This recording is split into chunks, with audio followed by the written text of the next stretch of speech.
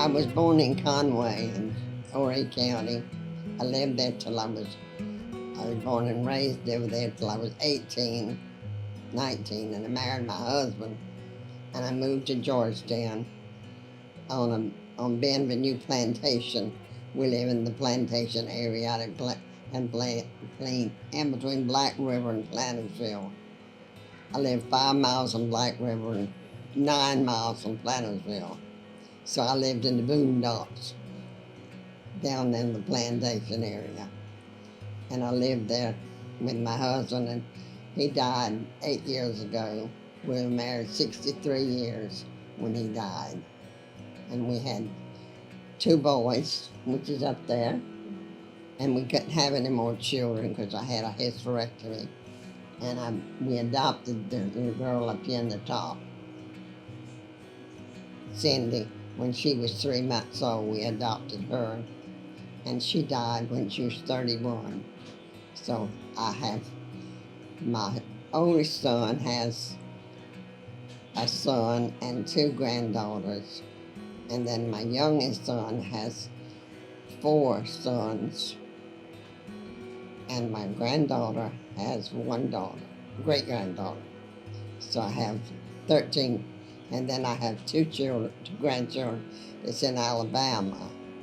They're Cindy's children. And they have 6 children between them. So I've got 13 grandchildren. And I love all of them. I'd hate to be home on Thanksgiving or Christmas with all that. It would be a wild mess. But I guess I'd enjoy every minute of it.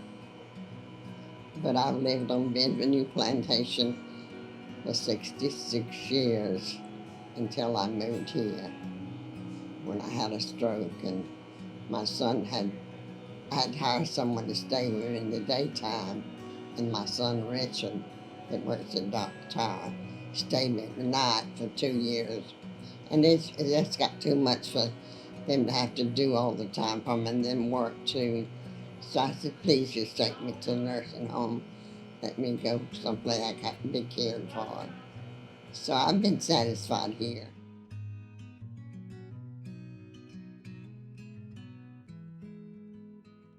I'm a country girl. My father was a farmer. We farmed tobacco and cotton and corn, and he raised pigs, for our own use, and raised cow, butchered cows for our own use. And when I got married, I married my husband, and we did the same thing. He and I lived like old-timey people. I used to plant a garden, a big old garden, and can and put in the freezer, and I miss those days so much.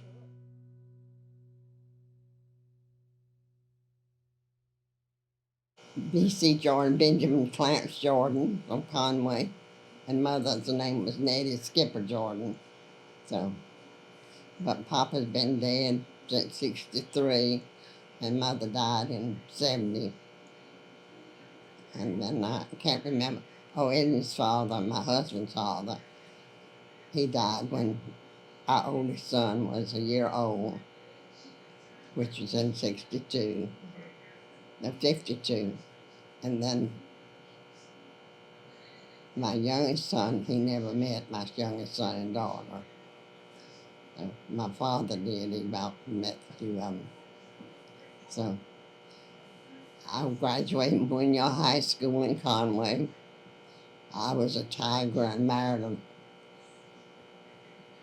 a gator. And I always cheered for both of them. If I was in Georgetown, I cheered for Georgetown. I was in Conway, I cheered for Conway. And when they were competing, I cheered for my team while Edward cheered for his. So, and I never went to college or anything because my father, I had older sisters. There's 5 girls, and Father had sent 3 of them to college. And the last 2 couldn't hack the college. They came home before the first semester. So Papa said, no more girls goes to college. So I wound up getting married, and later on in life I became a teacher assistant. And I was a teacher assistant for quite a few years. I worked with first and second graders, third graders. In the last 5 years, I worked with learning disability. And that was very difficult. The children that, didn't make the grades, and they just failed, and they were just down on themselves.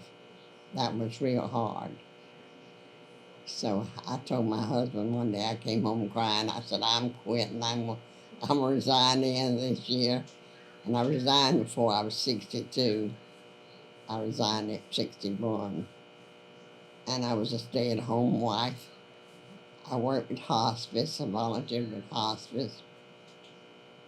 I did that until my husband died of cancer. And he was my best friend, my lover, my chauffeur. So when he died, I lost my chauffeur because I lived 15 miles in the country. And so I had to hire someone to stay with me. And they would take me to town, but I'd have them to take me other places. So.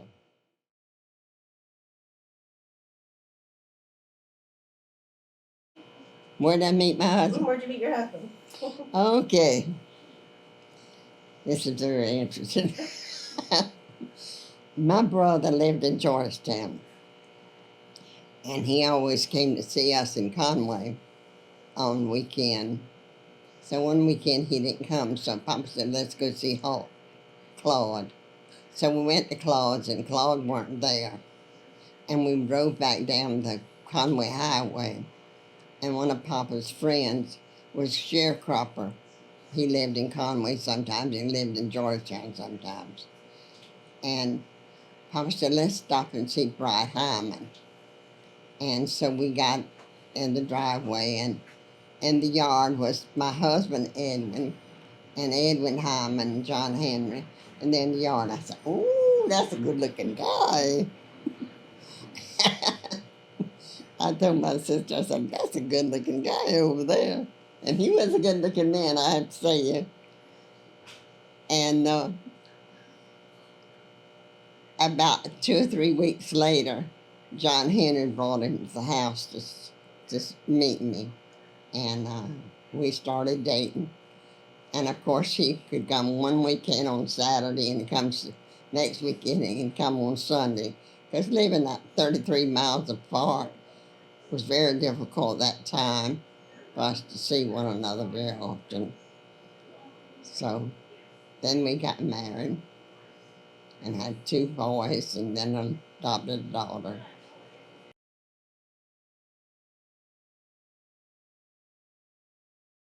His father bought the plantation in 1938, and then moved to the plantation from a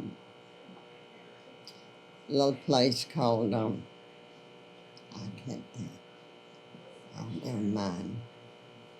I can't even think, up at, on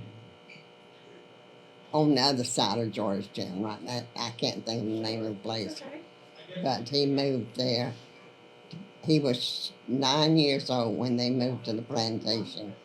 He said all day, holding a horse, and sitting in the back of a wagon. He held the horse to come from all the way where they were on the other side of Georgetown. It took them all day with a wagon at that time. I can't imagine sitting on a wagon all day. Can you?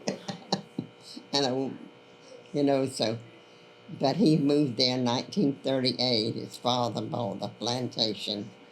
It was a small plantation. It was 100 acres. It was not a big one. It was plantation had been divided up to different areas. Had been divided up, and it was not a big plantation. I think it was 100 acres. And so we got married, and his brother had built a house, and he and his wife had separated, and we moved in his house after we stayed with his mother for a few months. And then we moved in Cecil's house, and we bought his place and him. And the house was built during the war, and it was not built very good. So we decided it was better to build a house than it was to remodel that one. So we built us a brick home, 3-bedroom brick home, and we lived there, and he died 63 years later. So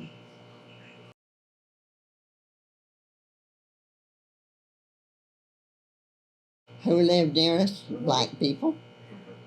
And I had never been around a black person, because we lived in a community where there's nothing but white people in Conway. And my father was a farmer, so when he needed help on the farm, some other farmers, had children, and we traded work. And so when I married Edwin, his next door neighbors were black people, and his next door neighbor was black people.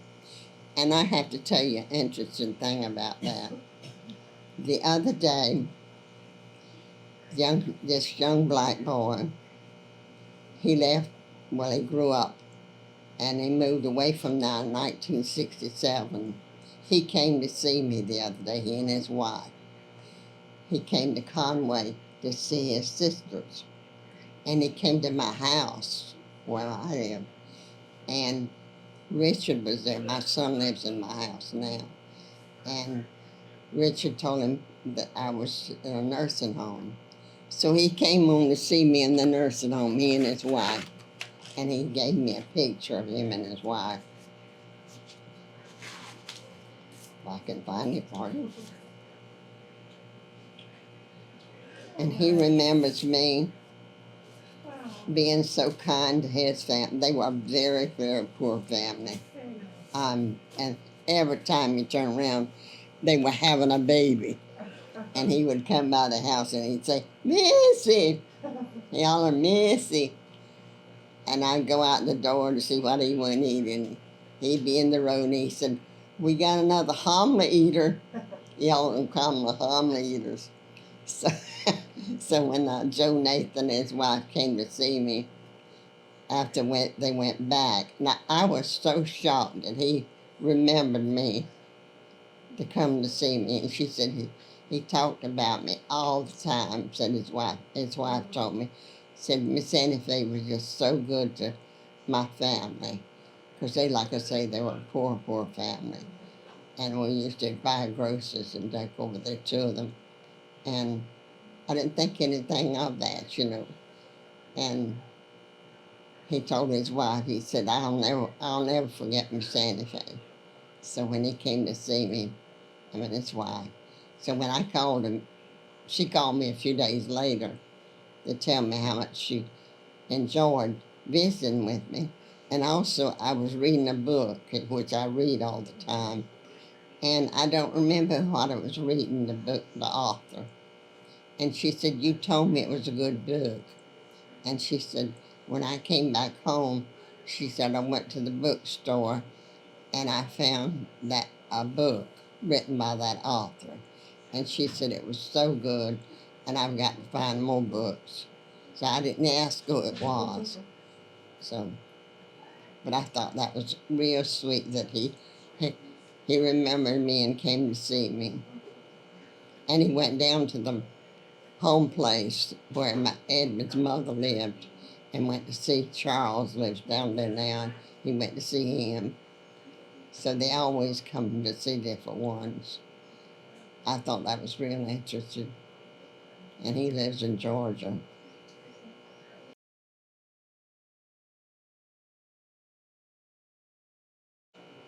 I've been to Georgetown. Back then there was no activities much going on in Plantersville.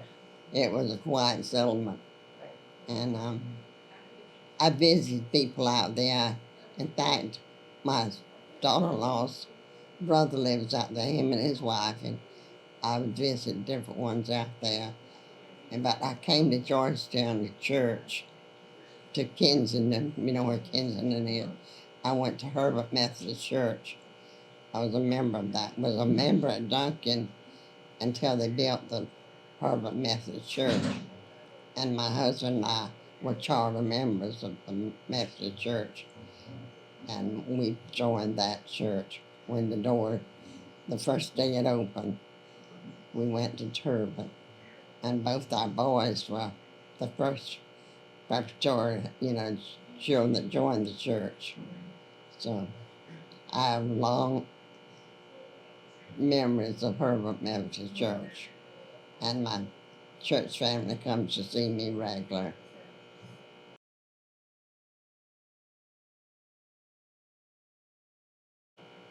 The Windex in Food Line.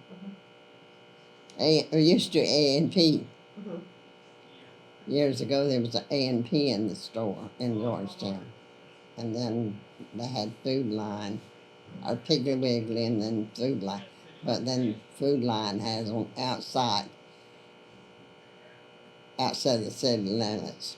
And that's why I usually went later on. So that's why I went to, and I went to Belk's, and, it's not very, Belk's and Thomason's, and I can remember when those stores were there when I first got married. And those were located on Front Street? Mm-hmm, right? They were on Front Street. And Rice Museum, and then Thomas's Cafe. I can remember going there. I used to work with what they call an 1890 program. I know y'all would have never heard of it. But Clemson College was awarded, that was the first job I ever had. Clemson College was awarded a grant, but they had to pick up a black college. This was back in the 60s. Oh, it was in the 60s. They had to pick up a black college to work together. And so they hired program assistants to do the thing like the 1890 program did after the Civil War. And we went into homes. You had several families that you worked with. You went into home to teach the families to sew and to can and all those things. I was raised doing that, so I knew that. So,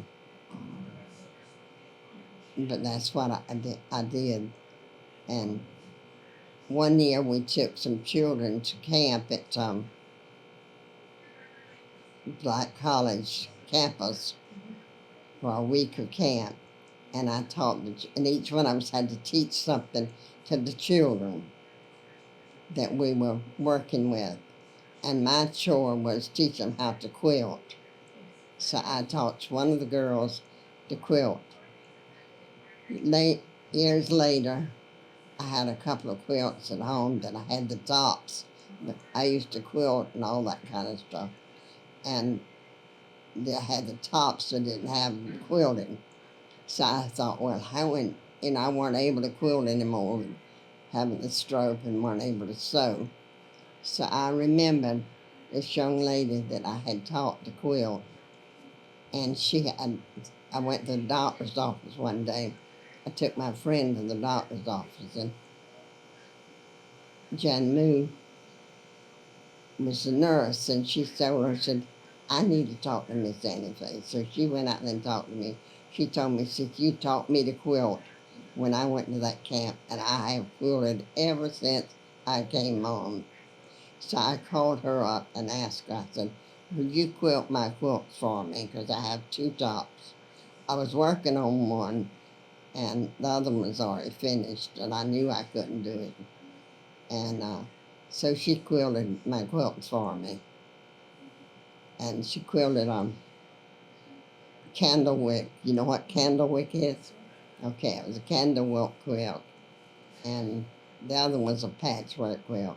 So she quilted both. She finished without making quilts for me. I miss doing that so much now, because my left hand is a stroke. It's affected it real bad, and I can't use it. So I miss sewing and doing those things I used to do. But you have to give them up sometime.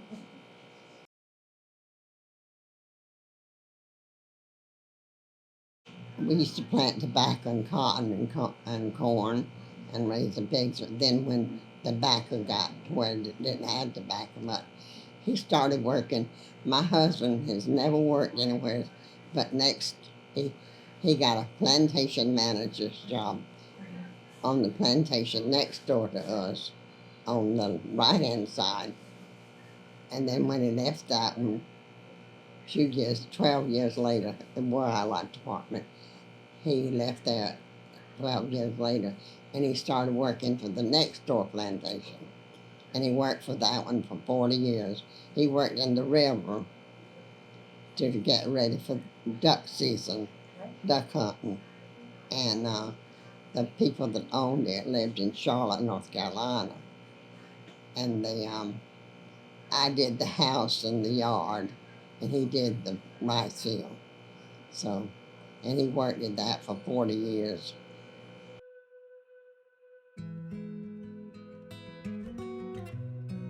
You know, there's a place in the Bible tells you, with all things are possible because of God. I can't remember the quote right now, but that's the way I feel about it. No matter where I am, I'm happy. So that's what we have to be. We can be sad and make everybody sad around us, or we can be happy and make everybody happy around us. And that I choose to make the later. So there's one of my friends that she's always down. One of my church ladies, they come to see me about every time they have communion at church. She always bring me communion. And then different ones is always coming to see me. I'm fortunate to have visitors, a lot of visitors. And one of them told me, you up here and she's down here. So, but you know, you have to be happy wherever you are, no matter what circumstance are. So that's the way I feel about it. All my family lives in Conway right on, my nieces and nephews. And my husband's family is living here in Georgetown. And my son lives in my house on Benvenue plantation that I lived in for 66 years. And I did hate to leave my home. But you can see my pretty yard up there.